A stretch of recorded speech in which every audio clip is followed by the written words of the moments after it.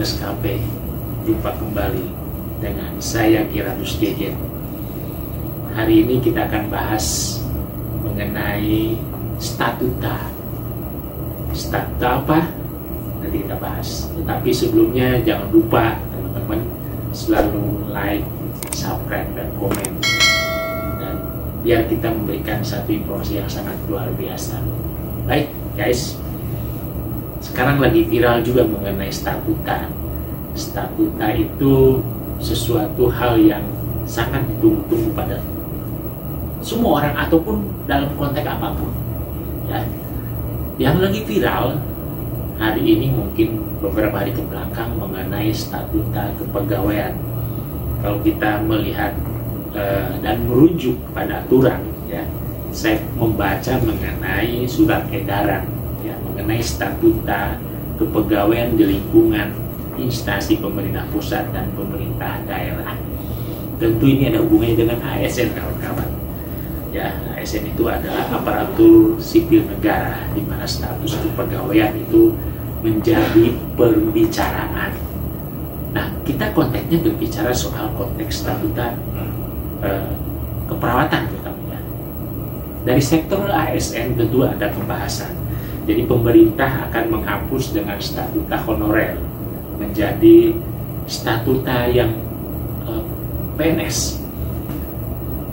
Ini sudah lama, sudah lama honorer itu, dan itu menjadi pembahasan baik tingkat pemerintah, baik di parlemen maupun di daerah-daerah. Dan ini menjadi PR mungkin pemerintah pusat. Sampai hari ini pun belum terpecahkan.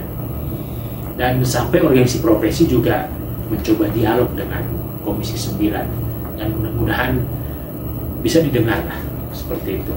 Tetapi konteksnya akan lebih menarik lagi kalau kita berbicara soal statuta di sektor yang lain. Kalau PNS itu jelas anggarannya pusat maupun daerah. Ketika berbicara soal honorer maupun status tetap. Tetapi bagaimana aspek dengan swasta? Ini juga tentu harus dibahas, karena memang negara ini bukan milik negara satu kelompok atau pegawai ASN. Bagaimana sektor swasta? Tentu swasta itu juga harus banyak diperhitungkan dan mempunyai kontribusi dalam aspek pembangunan. Nah, kalau kita melihat ke belakang, organisasi profesi kita juga pernah menganjurkan dan mengusulkan 3 kali UMP. Nah, apakah itu juga menjadi satu pendorong kepada sektor swasta? Ya, bisa saja. Tetapi kekuatan hukum juga tidak kuat, karena memang itu hanya anjuran.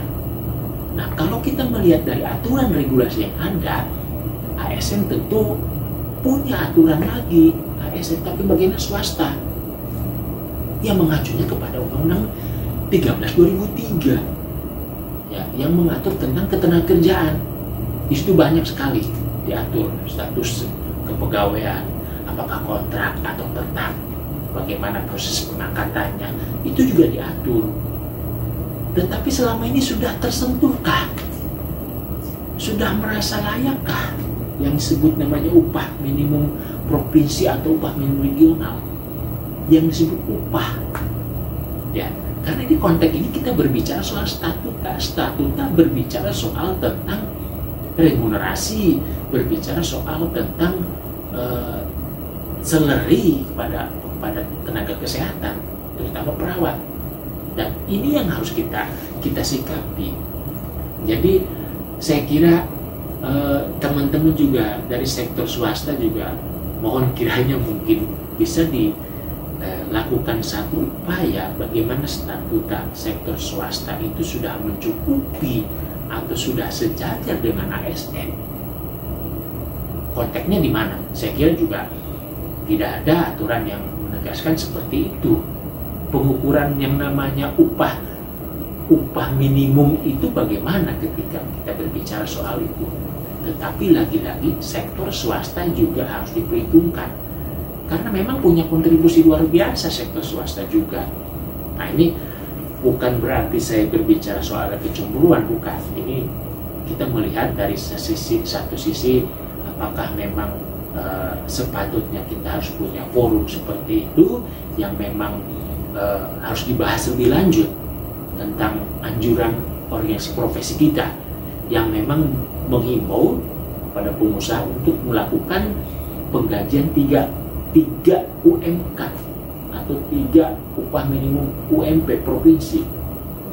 Tentu itu menjadi suatu hal yang sangat menarik untuk dibahas karena memang kami di sektor swasta tidak pernah dibahas dalam satu forum tersendiri yang sekarang memang sangat viral tentang ASN, dan itu suaranya lebih banyak daripada sektor swasta. Tapi tentu kalau kita melihat dari perbandingan antara sektor swasta dan negeri, apakah lebih banyak atau lebih dikit, saya juga kurang tahu. Tapi dalam hal ini saya ingin menyampaikan kepada teman-teman ya untuk melihat dari satu sisi yang sektor swastanya.